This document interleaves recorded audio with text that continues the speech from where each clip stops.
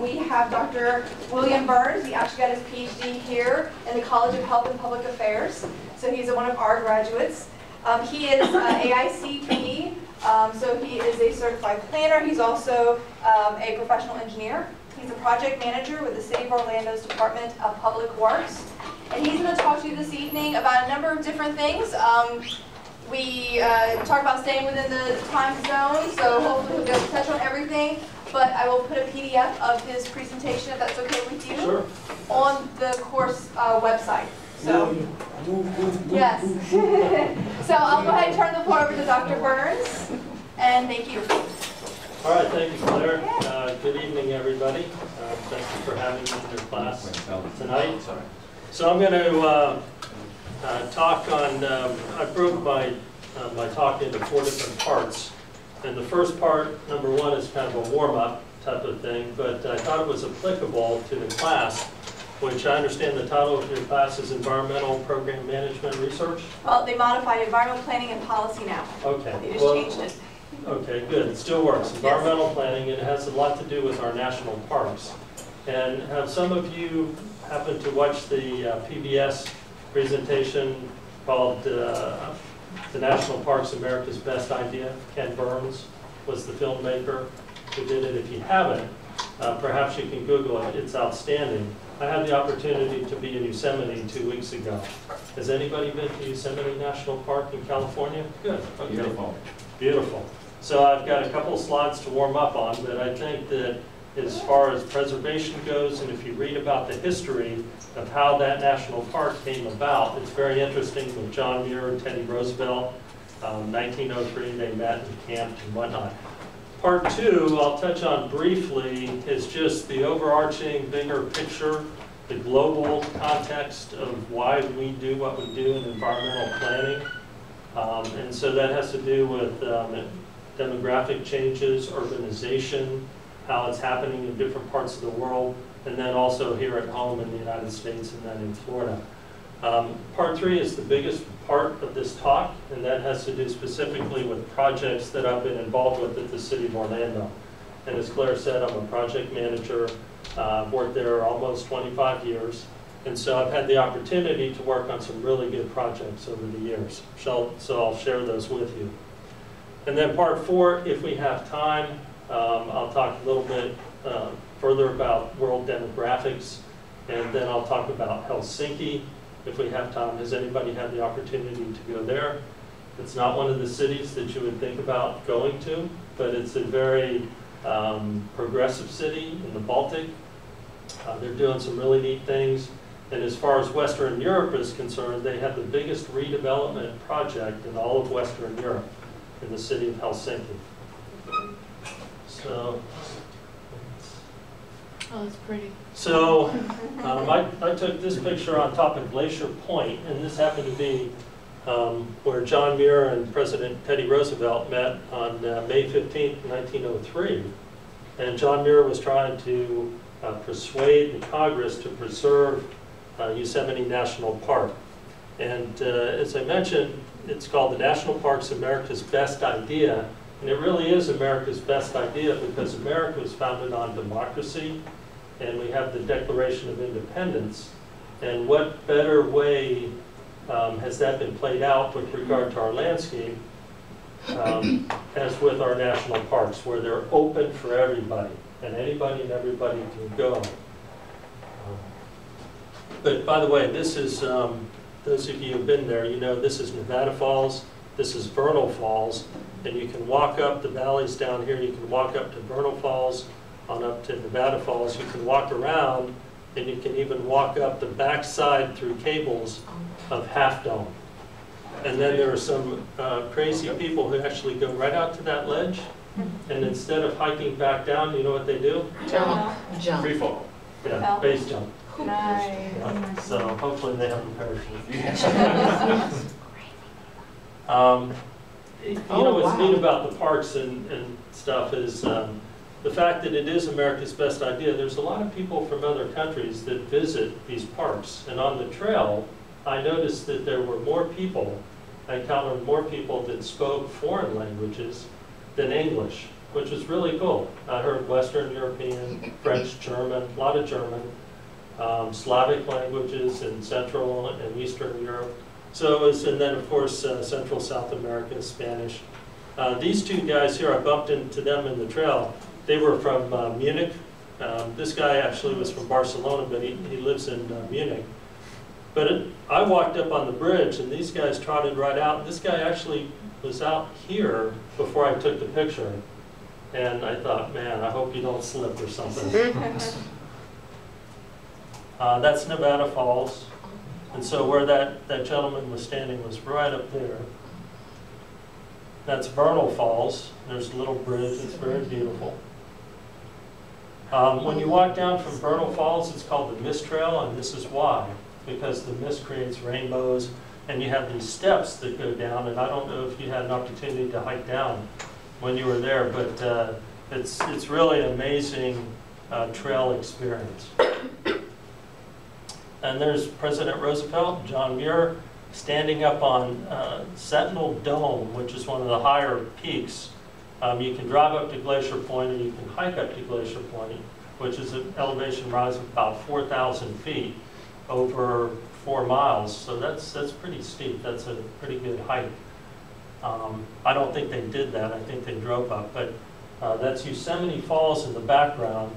And then I was up on Sentinel Dome as well. And I think that they were actually one place higher where that picture was taken. But you can hike up to Yosemite Falls, up through here, and then up through this, and then across. There's a bridge on top. And that's the bridge above the falls. So it's a wonderful experience if you have a chance to go. The national parks, Yosemite is beautiful. Moving on to this bigger picture topic that I mentioned. Urban metabolism is a way of talking about urban environments, and it is germane to your topic in class, and I've looked at the syllabus, so you know that the world is urbanizing, and this notion of metabolism is you have the inputs and then you have the output, and how do you process it in the most efficient manner in order to create the best city possible. And so we all endeavor to build and be part of great cities, and so the idea is what goes into making a great city. And we also know that those parts are the sum of the parts I should say the whole is greater than the sum of the parts. I was stumbling on the sentence. But the whole is greater than when you add up the parts because of the synergy between those different parts. So it's like chemistry. If you get the right ingredients and you mix them properly, then the outcome is much better.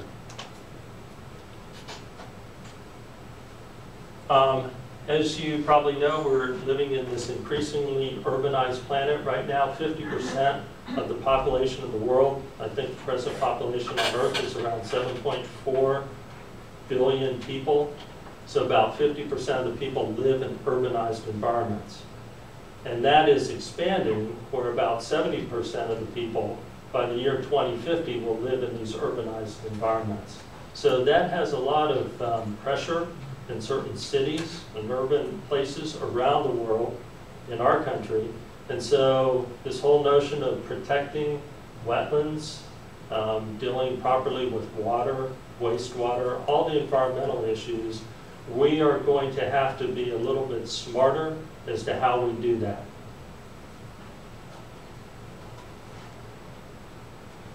Okay, the first project that I'll talk to you about was when I was involved with, here's downtown Orlando, and this is I-4, right through here. John Young Parkway is right here.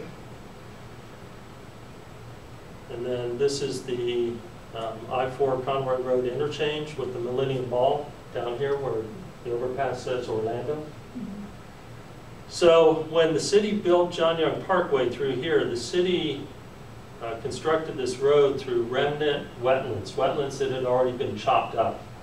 So their value wasn't as great because it had already been compromised to a large degree.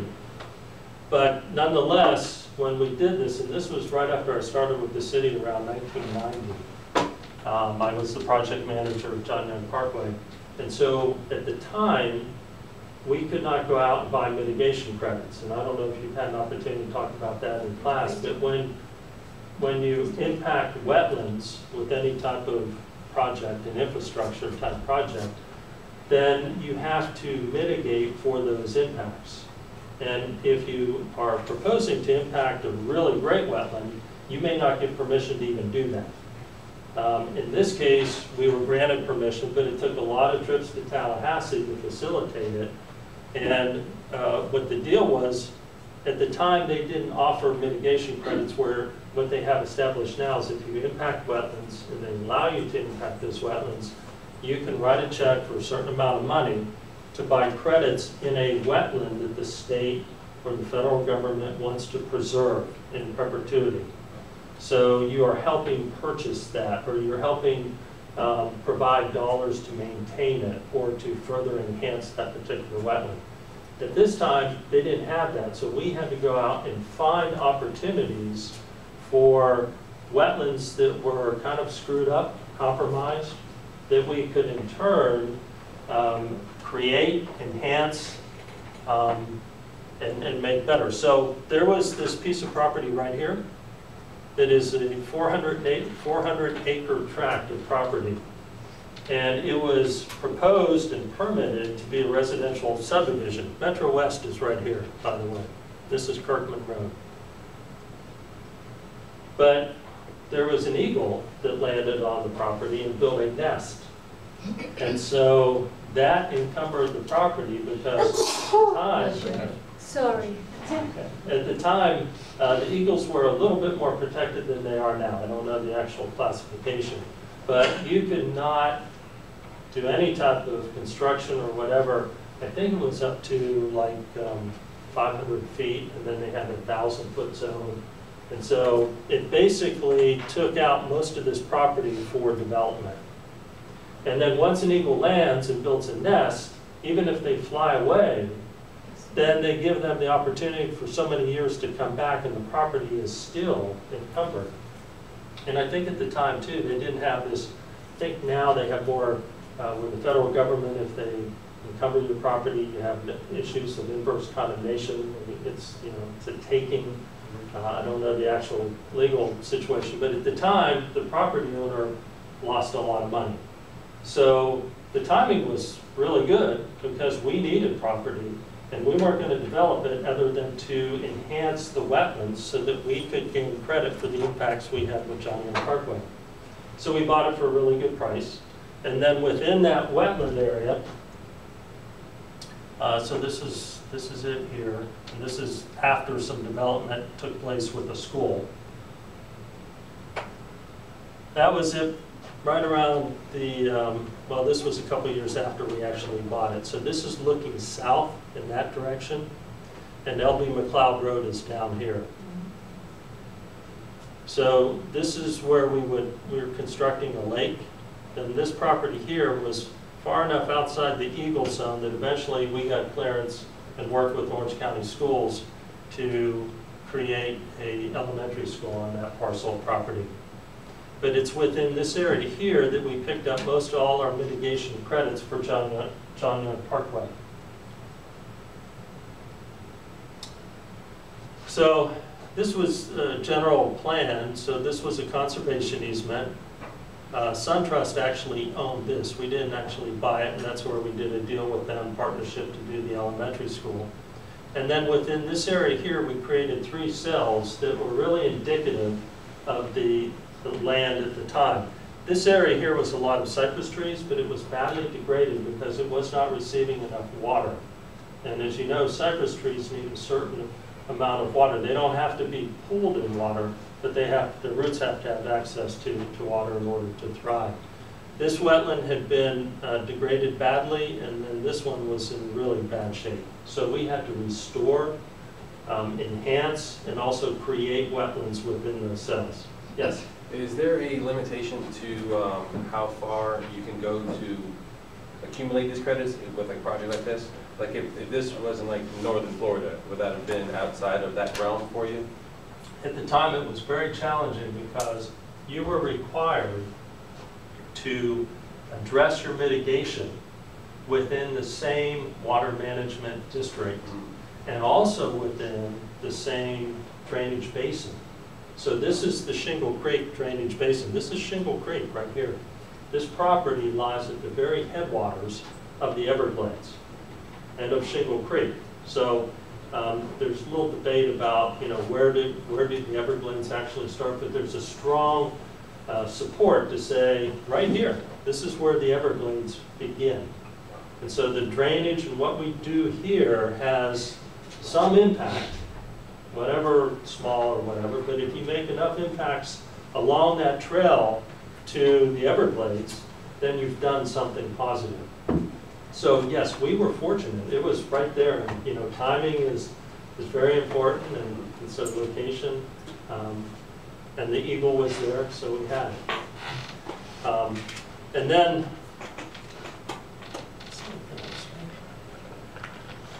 so what ultimately has happened too, if you've been out this way, the city has constructed this road here, which is called President Barack Obama Parkway, which is a north-south corridor through here. And then this is Metro West Extension. And then, of course, all this area here has never been developed and won't be developed because it is a conservation easement.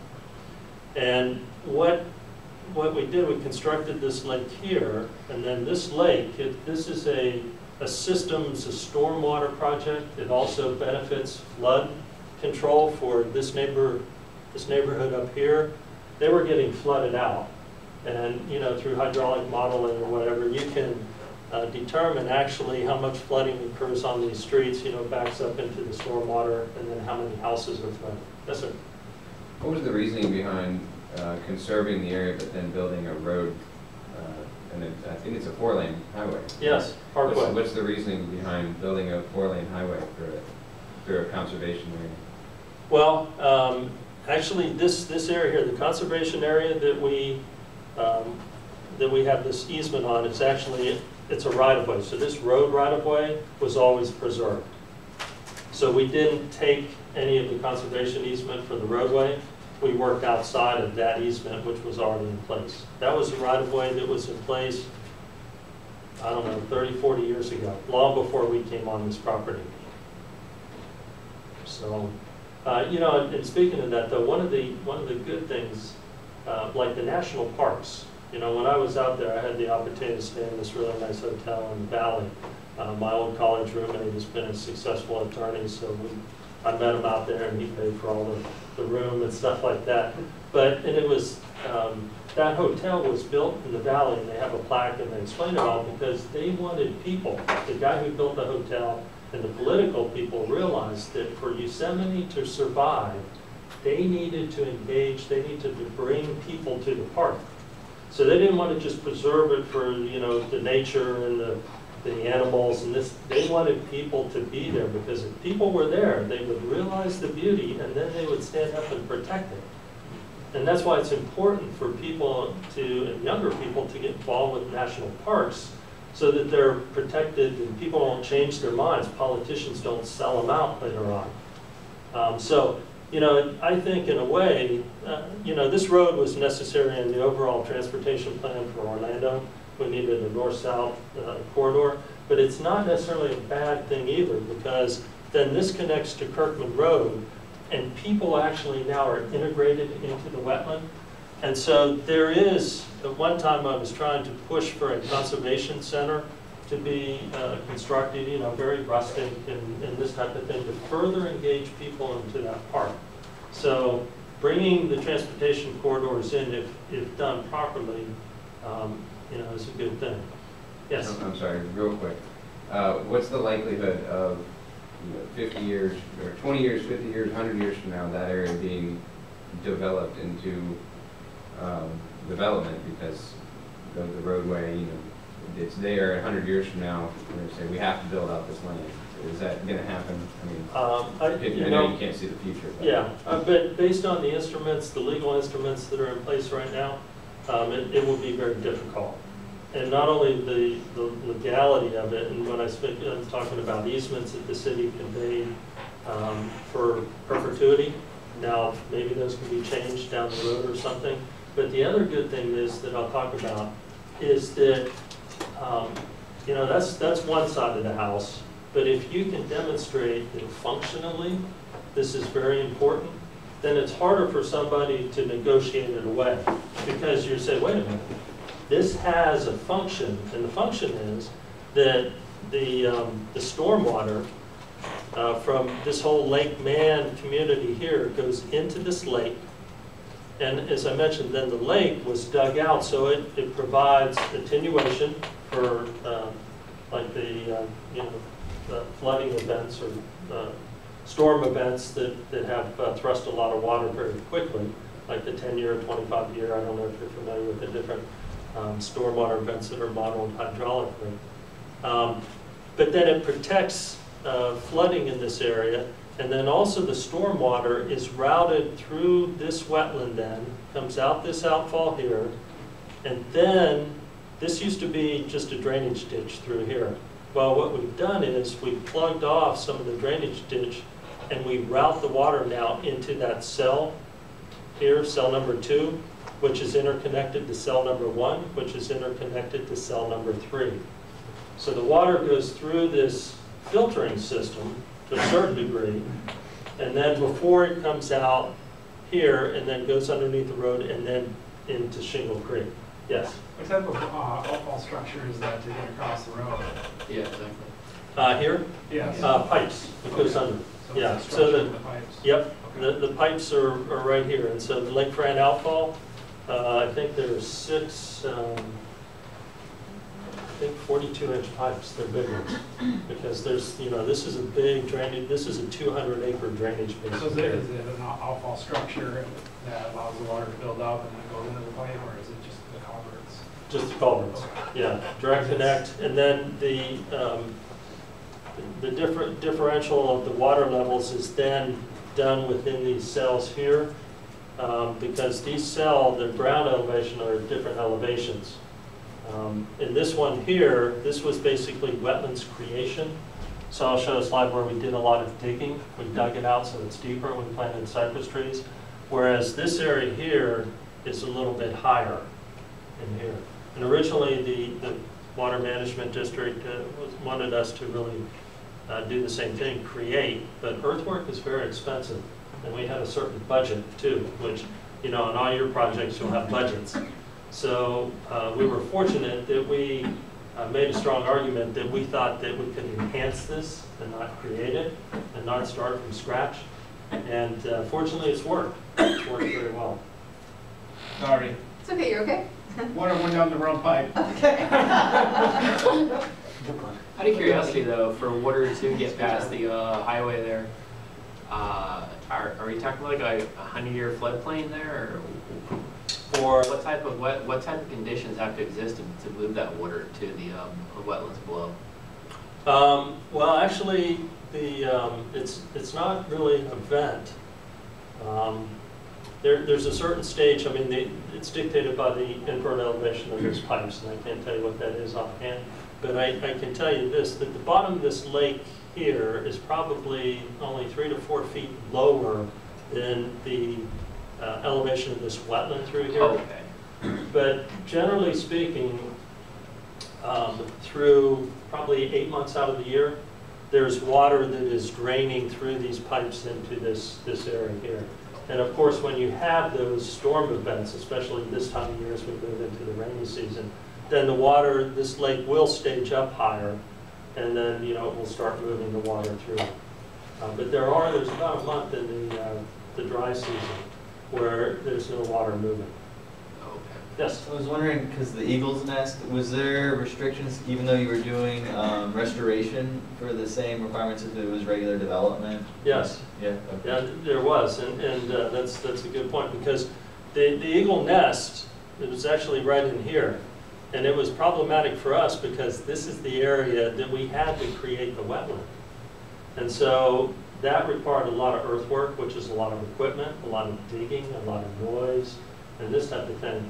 And here again, we were fortunate because guess what happened? The Eagle took off and was gone for about 2 to 3 years.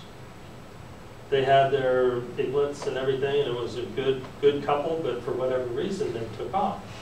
So when they took off, we went to work, and then they came back.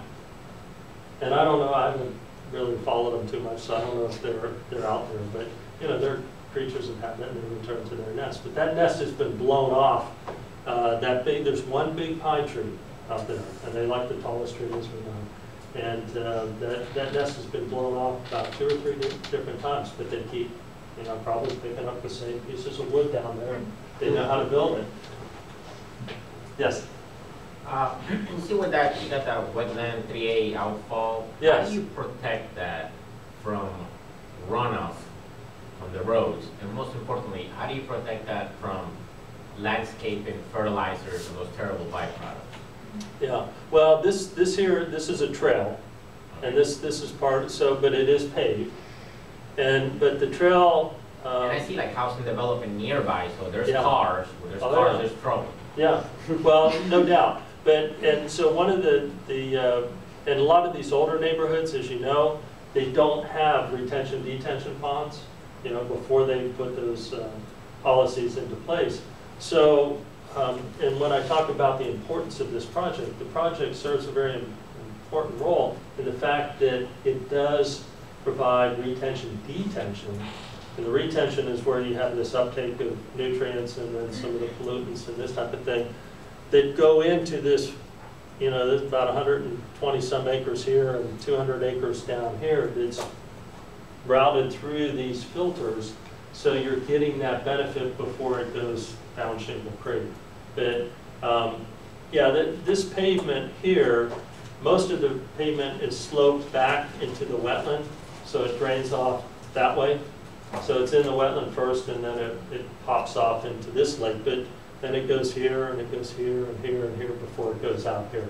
So it has ample time of concentration, and bigger areas for these bad pollutants to settle out, and then your nitrogens and phosphorus for fertilizer and this type of thing. City